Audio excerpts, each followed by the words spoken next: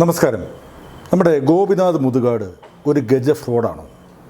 ഈ ചോദ്യം നിങ്ങളോടല്ല. ഇപ്പോൾ സോഷ്യൽ മീഡിയയിൽ, പ്രത്യേകിച്ച് യൂട്യൂബിൽ ഒരുപാട് വാർത്തകൾ പ്രചരിക്കുന്നുണ്ട്. ഗോപിനാഥ് മുതുകാട് കോടിക്കണക്കിന് രൂപയുടെ അഴിമതി നടത്തുന്നു. ഡിസേബിൾഡ് ആയിട്ടുള്ള കുട്ടികളെ ഉപയോഗിച്ചുകൊണ്ട് അവരുടെ കലാപ്രവർത്തനങ്ങളെന്ന് പറഞ്ഞ് നാട് നീളെ നടന്ന് അവരെ പ്രദർശിപ്പിച്ചുകൊണ്ട് കോടിക്കണക്കിന് രൂപ വാങ്ങുന്നു. മാത്രവുമല്ല, ഒരുപാട് വിദേശികൾ അവരെ ഫണ്ട് കൊടുക്കുന്നു. ഒരുപാട് കോർപ്പറേറ്റുകൾ CSR ഫണ്ട് കൊടുക്കുന്നു. ഇതിനെല്ലാം ടാക്സ് ഡിഡക്ഷനുണ്ട്. അതിനുള്ള ലൈസൻസ് മേടിച്ചിരിക്കുന്നു. ഒരു നല്ല മജീഷ്യനായിരുന്ന, കേരളത്തിലെ അറിയപ്പെടുന്ന അല്ലെങ്കിൽ ഇന്ത്യയിൽ തന്നെ അറിയപ്പെടുന്ന മജീഷ്യനായിരുന്ന, അതിൽ നിന്ന് ലക്ഷങ്ങൾ ഉണ്ടാക്കിയിരുന്ന ഗോപിനാഥ് മുതുകാട് ആ പ്രകടനമെല്ലാം അവസാനിപ്പിച്ച് മാജിക്കിനോട് ഗുഡ് ബൈ പറഞ്ഞ് ഡിസേബിൾഡ് ആയിട്ടുള്ള കുട്ടികളെ വെച്ച് ഒരു അക്കാഡമി നടത്തി അവിടുന്ന് കോടികൾ സമ്പാദിക്കുന്നു. അങ്ങനെ കോടികൾ സമ്പാദിക്കുന്നതുകൊണ്ടാണല്ലോ ലക്ഷക്കണക്കിന് രൂപ പ്രതിഫലം വാങ്ങിയിരുന്ന ആ മാജിക് പ്രോഗ്രാം അവസാനിപ്പിച്ചതെന്നൊക്കെയാണ് പലരും പറഞ്ഞു കേട്ടത്. ഞാൻ ഈ ഗജ ഫ്രോഡാണോ എന്ന് ചോദിച്ചത്, സോഷ്യൽ മീഡിയയിൽ വളരെ ആക്റ്റീവായിട്ടുള്ള ഒരാളാണ് ബൈജു സ്വാമി. നമ്മുടെ സംസ്ഥാനത്തിൻ്റെ ഭരണകൂടം കാണിക്കുന്ന കെടുകാര്യസ്ഥതയും ഇവിടുത്തെ സാമ്പത്തിക അരക്ഷിതാവസ്ഥയും കേരളം സാമ്പത്തികമായി എങ്ങോട്ട് കൂപ്പുകുത്തുന്നു എന്നുമൊക്കെ വളരെ വിശദമായി പഠിച്ച് അതിനെക്കുറിച്ച് അഭിപ്രായം പറയുന്ന ഒരാളാണ് ബൈജു സ്വാമി. അദ്ദേഹത്തിൻ്റെ ഒരു ഫേസ്ബുക്ക് പോസ്റ്റ് പറയുന്നത് നമ്മുടെ ഗോപിനാഥ് മുതുകാട് ഗജ ഫ്രോഡാണ്, കോടിക്കണക്കിന് രൂപയുടെ ഗ്രാൻഡ് മേടിക്കുന്നു, ഇതൊന്നും കണക്കുകളില്ല എന്നൊക്കെ പറഞ്ഞ് അദ്ദേഹം വളരെ ആധികാരികമായി സംസാരിക്കുന്ന ഒരാളാണ്. പക്ഷേ ഈ വിഷയത്തിൽ ബൈജു സ്വാമി എത്രത്തോളം പഠിച്ചിട്ടുണ്ട് എന്നെനിക്കറിയില്ല. പഠിച്ചിട്ടുണ്ടോ എന്ന് പോലും സംശയമുണ്ട്. ഇക്കഴിഞ്ഞ ദിവസം ഗോപിനാഥ് മുതുകാട് ഈ ആരോപണങ്ങൾക്ക് മറുപടി കുറഞ്ഞുകൊണ്ട് യൂട്യൂബിൽ ഒരു വീഡിയോ ഇട്ടിരുന്നു. സത്യം പറഞ്ഞാൽ കണ്ണ് നിറഞ്ഞുപോയി. അത് കുറ്റം പറയുന്നവർ പറഞ്ഞേക്കാം, അദ്ദേഹം നല്ല അഭിനേതാവാണ്, അതുകൊണ്ട് നല്ല മനോഹരമായി സംസാരിച്ച് മനുഷ്യനെ കരയിപ്പിക്കാൻ കഴിയുമെന്നൊക്കെ. അല്ല, യാഥാർത്ഥ്യം അതല്ല. അദ്ദേഹം പറഞ്ഞിട്ടില്ല. ഞാൻ കൃത്യമായി അന്വേഷിച്ചറിഞ്ഞപ്പോൾ എനിക്കൊരു കാര്യം മനസ്സിലായി. അദ്ദേഹം എങ്ങനെയാണ് ഈ മാജിക് അവസാനിപ്പിച്ചുകൊണ്ട് ഇതുപോലെ ഡിസേബിൾഡ് ആയിട്ടുള്ള കുട്ടികൾക്ക് വേണ്ടി ജീവിക്കാൻ തീരുമാനിച്ചത് എന്ന് നിങ്ങളും അറിയണം. എൻഡോസൾഫാൻ ദുരിതബാധിതരായ കുട്ടികൾ കാസർഗോഡ് ഒരുപാടുണ്ട്. ഇപ്പോൾ സ്വതന്ത്ര ചിന്തകരായ രവിചന്ദ്രൻ ഉൾപ്പെടെയുള്ളവർ പറയുന്നു അത് എൻഡോസൾഫാൻ്റെ പ്രശ്നമല്ല, അത് മറ്റ് ജനിതക വൈകല്യങ്ങളാണെന്നൊക്കെ പറയുന്നുണ്ടെങ്കിലും അങ്ങനെയല്ല. ഒരുപാട് പരീക്ഷണ നിരീക്ഷണങ്ങളിലൂടെ മനസ്സിലായി കഴിഞ്ഞു എൻഡോസൾഫാൻ്റെ ദുരന്തമാണ് അവിടുത്തെ കുട്ടികൾക്കുണ്ടായിട്ടുള്ള ജനിതക മാറ്റങ്ങൾ. അവിടെ ഒരു മാജിക് ഷോ അവതരിപ്പിക്കാൻ പോയ ഗോപിനാഥ് മുതുകാട് ഈ കുട്ടികളെ കണ്ടപ്പോൾ മനസ്സരിവുള്ള ഒരു മനുഷ്യ നിലയ്ക്ക് സങ്കടം സഹിക്കാൻ കഴിയില്ല. അന്ന് അദ്ദേഹം തീരുമാനമെടുക്കുകയാണ്, ഞാൻ ഈ മാജിക് ഷോ അവസാനിപ്പിച്ച്, ഞാൻ പണമുണ്ടാക്കുന്ന പ്രവൃത്തി അവസാനിപ്പിച്ച് എൻ്റെ സമ്പാദ്യവും എൻ്റെ ജീവിതവും ഇതുപോലുള്ള കുട്ടികൾക്ക് വേണ്ടി മാറ്റിവെക്കണം.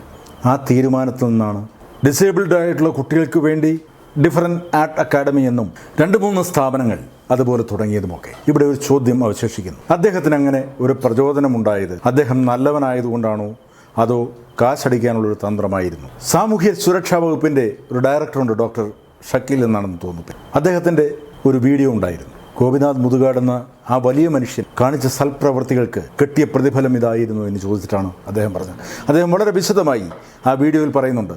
സാമൂഹ്യ സുരക്ഷാ വകുപ്പ് അങ്ങോട്ട് ഗ്രാൻഡ് കൊടുക്കാമെന്ന് പറഞ്ഞിട്ട് പോലും അദ്ദേഹം വേണ്ട എന്ന് പറഞ്ഞു.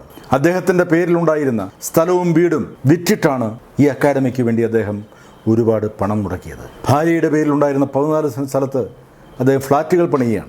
ഇതുപോലെ ഡിസേബിൾഡ് ആയിട്ടുള്ള കുട്ടികളുടെ കുടുംബങ്ങൾക്ക് താമസിക്കാൻ, സൗജന്യമായി താമസിക്കാൻ ഓരോ കുട്ടികളെയും കൊണ്ട് വിദേശത്ത് പോകുന്നു. ഡിസേബിൾഡ് ആയിട്ടുള്ള കുട്ടികളുടെ മാജിക് ഷോ നടത്തുന്നു, കലാപരിപാടികൾ നടത്തുന്നു, അതിൽ നിന്ന് പണമുണ്ടാക്കുന്നുവെന്ന് പറയുന്ന വ്യക്തികളോട് എനിക്ക് പറയാനുള്ളത്, ഏകദേശം 1.5 വർഷം കൊണ്ട് 9 ലക്ഷം രൂപ വരെ പ്രതിഫലം കൊടുത്തു കഴിഞ്ഞു.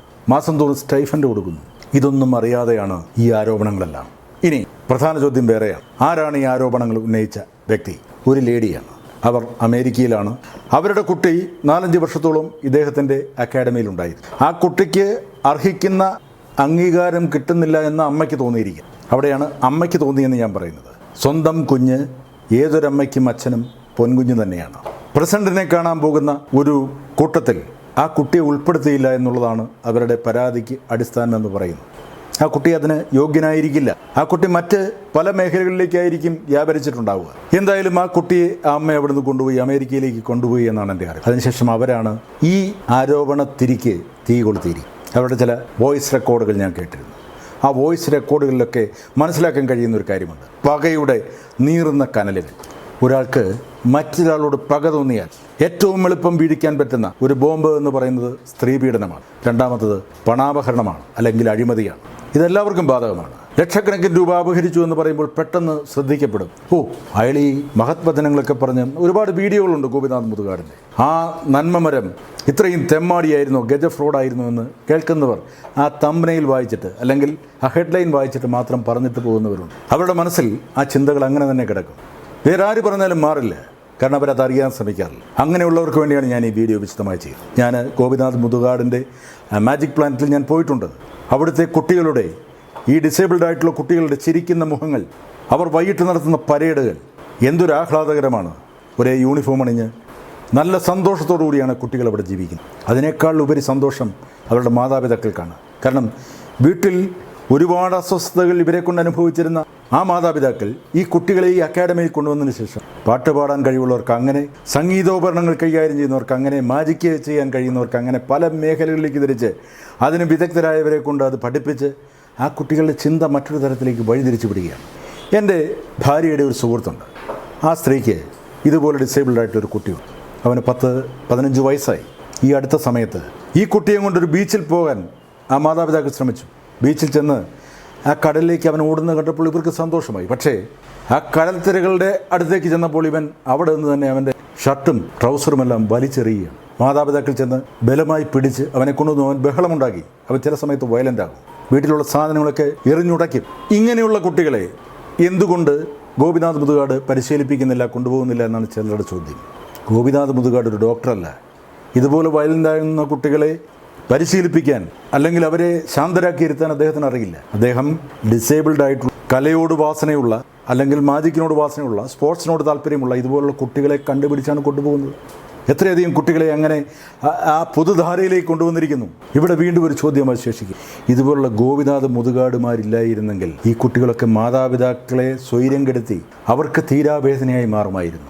വയലൻ്റായി മാറുന്ന ഇതുപോലുള്ള കുട്ടികൾ, അവരെ ഏറ്റെടുക്കാൻ നമ്മുടെ സർക്കാർ തയ്യാറാവണം. ഇതുപോലുള്ള അസൈലങ്ങൾ അല്ലെങ്കിൽ അക്കാഡമികൾ എന്ന് പറഞ്ഞുകൊണ്ട് തന്നെ ആ കുട്ടികളെ പരിപോഷിപ്പിക്കാനും സന്തോഷിപ്പിക്കാനും അവരെ സംരക്ഷിക്കാനുമുള്ള അഭയകേന്ദ്രങ്ങൾ ഇവിടുത്തെ സർക്കാരുകൾ ഉണ്ടാക്കണം. സർക്കാരുകൾ ആശുപത്രികൾ ഉണ്ടാക്കുന്നതൊക്കെ മറ്റൊരു കാര്യം. ഇതുപോലുള്ള ആവാസ കേന്ദ്രങ്ങളും സർക്കാരുകൾ ഉണ്ടാക്കണം. അവിടെ അതിന് കേപ്പബിളായിട്ടുള്ള ഡോക്ടർമാരെ, നഴ്സുമാരെയൊക്കെ നിയമിച്ചുകൊണ്ട് ഇതുപോലുള്ള കുട്ടികളെ സൗജന്യമായി പരിരക്ഷിക്കണം. മാതാപിതാക്കൾക്ക് ഇവർ തീരാവേദനയായി മാറരുത്. ഗോപിനാഥ് മുതുകാടിൻ്റെ ഇൻ്റർവ്യൂ നിങ്ങൾ കാണണം യൂട്യൂബ്. അയാൾ ചോദിക്കുന്നത്, ഞാൻ എൻ്റെ എല്ലാ സ്വപ്നങ്ങളും ഉപേക്ഷിച്ചുകൊണ്ട് ഈ കുട്ടികൾക്ക് വേണ്ടി ജീവിക്കുന്നത് എനിക്കങ്ങനെയുള്ള കുട്ടികൾ ഉണ്ടായിട്ടല്ല, ഞാനൊരു മനുഷ്യനായതുകൊണ്ടാണ്, എന്നിൽ മനുഷ്യത്വം അവശേഷിക്കുന്നതുകൊണ്ടാണ്. അവിടെയാണ് ചില കുറ്റാന്വേഷണ വിദഗ്ധരെ പോലെ ചില കുത്സിത ബുദ്ധികൾ ചോദിക്കുന്നത്. ഒരുപാട് പണം കിട്ടുന്നുണ്ട്, ആ പണം കണ്ടിട്ടല്ലേ അദ്ദേഹം ഇതിലേക്ക് തിരിഞ്ഞത്? അവരോട് എനിക്കൊന്നേ ചോദിക്കാനുള്ളൂ. രാജകൊട്ടാരത്തിൽ ജീവിച്ച, രാജകീയ സുഖങ്ങൾ ആസ്വദിച്ചു വന്ന സിദ്ധാർത്ഥൻ എന്ന ചെറുപ്പക്കാരൻ എങ്ങനെയാണ് ശ്രീബുദ്ധനായത്? രാജകീയ സുഖങ്ങൾ ആസ്വദിച്ചുകൊണ്ട്, സ്വർഗീയ സുഖങ്ങൾ ആസ്വദിച്ചുകൊണ്ട് രാജാവായി വിരാജിക്കാമായിരുന്നു. പക്ഷേ ഒരു നിമിഷം അദ്ദേഹം മനുഷ്യരുടെ കണ്ണീര് കണ്ടിട്ട് ഇതെല്ലാം ഉപേക്ഷിച്ചുകൊണ്ട് ഇറങ്ങി ശ്രീബുദ്ധനായെങ്കിൽ ആ ശ്രീബുദ്ധനെ നിങ്ങൾ കുറ്റം പറയും. എല്ലാം ഉപേക്ഷിച്ച് സന്യാസത്തിലേക്ക് പോയ സന്യാസിമാരെ നിങ്ങൾ കുറ്റം പറയും. ഇല്ല. ഇവിടെ ഗോപിനാഥ് മുതുകാട് നല്ല വസ്ത്രം ധരിച്ചുകൊണ്ട് കാറിൽ യാത്ര ചെയ്യുമ്പോൾ നിങ്ങൾ പറയുന്നു ഈ പണം അപഹരിച്ചിട്ടാണ് ഇയാൾ സമ്പന്നനാകുന്നത് അല്ലെങ്കിൽ ഇയാൾ ജീവിക്കുന്നത്. അല്ല സുഹൃത്തെ, നന്മ നിറഞ്ഞ മനുഷ്യൻ ആയതുകൊണ്ട് ഏറ്റവും മോശമായ വസ്ത്രം ധരിച്ച് സമൂഹത്തിൽ നഗ്നപാതനായി നടക്കണമെന്നാണോ പറയുന്നത്? അല്ല.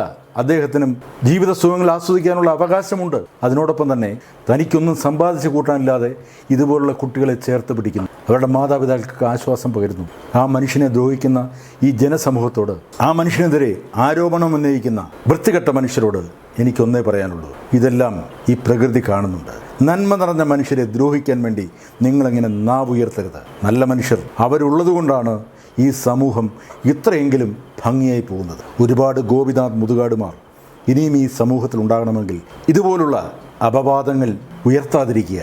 എനിക്ക് ആ പ്രിയപ്പെട്ട അമ്മയോട്, ആരോപണം ഉയർത്തിയ അമ്മയോട്, അവരുടെ കൂടെ സഹകരിക്കുന്ന സ്ത്രീകളോടൊക്കെ എനിക്ക് പറയാനുള്ളത് ഒന്നേ ഉള്ളൂ. നിങ്ങളുടെ പക മാറ്റിവെക്കുക. നിങ്ങളുടെ പക മാത്രമാണ് ഇങ്ങനെ ഒരു ആരോപണത്തിന് പിന്നിൽ. പക ഉയർത്തുന്നത് കൊണ്ട് ഒന്നും നേടില്ല. ജീവിതത്തിൽ ഉയർച്ചയുണ്ടാവില്ല. പ്രകൃതി ഇതിനെല്ലാം പ്രതിഫലം നിങ്ങൾക്ക് തരും. അന്ന് നിങ്ങൾ മാറിയിരുന്ന് ദുഃഖിച്ചിട്ട് കാര്യമില്ല.